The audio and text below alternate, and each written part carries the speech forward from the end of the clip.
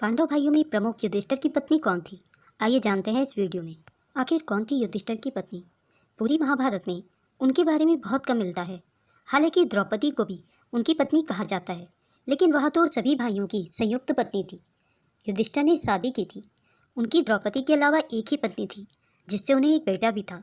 हालांकि उन्हें महाभारत की सबसे रहस्यमय महिलाओं में से माना जाता है। धर्माचार्य युधिष्ठिर की पत्नी का नाम देविका था। वह एक क्षत्रिय राजकुमारी थी, जिसका विवाह पांडवों के सबसे बड़े भाई युधिष्ठिर से हुआ था। हालांकि महाभारत में उनकी भूमिका को लेकर काफ़ी बहस की जाती है, लेकिन सही बात यही है कि उनकी भूमिका इसमें स्पष्ट नहीं है। वह वनवास में युधिष्ठिर के साथ नहीं गई थी। वनवास से पूर्व ही उनका विवाह युधिष्ठिर के साथ हो चुका था, लेकिन उनका विवाह द्रौपदी के बाद हुआ। द्रौपदी स्वयंवर में जब अर्जुन नीचे पानी में प्रतिबिंब देखकर ऊपर घूमती हुई मछली की आंख में निशाना लगाते हैं, तो द्रौपदी उन्हें वर लेती हैं। तब जब राजा द्रुपद से युधिष्ठिर का परिचय कराया जाता है, तो वह यही कहते हैं कि वह अभी अविवाहित हैं। तो फिर आखिर कब हुआ था युधिष्ठिर का विवाह?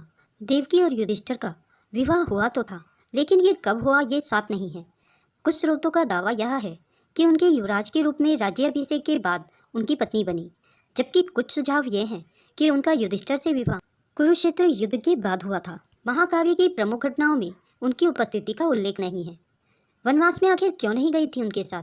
वैसे आमतौर पर कहा जाता है कि जब पांडवों को 14 साल का वनवास हुआ, तो युधिष्ठिर का विवाह हो चुका था। देविका को युधिष्ठिर ने माँ कुंती के पास ही छोड़ा था। वह वनवास के दौरान उनके साथ नहीं रही। उन दोनों के पुत्र का नाम क्या था?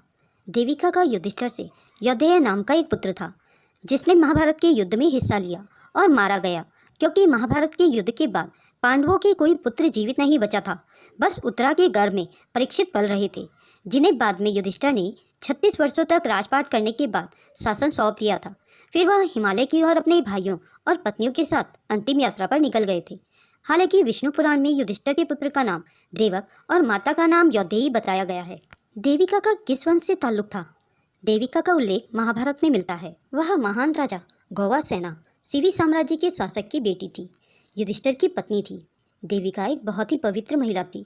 महाकाव्य महाभारत में महिलाओं के बीच उनका उल्लेख रत्न के रूप में किया गया है, लेकिन चूंकि महाभारत में उनका उल्लेख बहुत ही कम मिलता है, लिहाजा उन्हें रहस्यमयी मान लिया गया।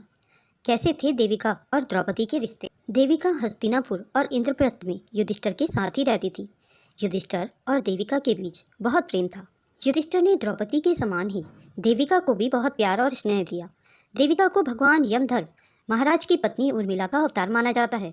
वह माता कुंती और द्रौपदी के साथ अच्छी तरह रहती थी, सभी के साथ स्नेह से पेश आती थी। अर्जुन, भीम, नकुल और सहदेव ने उन्हें अपनी माता की तरह माना, उनका सम्मान किया। दोस्तों, अगर यह वीडियो आपको पसंद आया तो इसे लाइक और शेयर जरूर करें।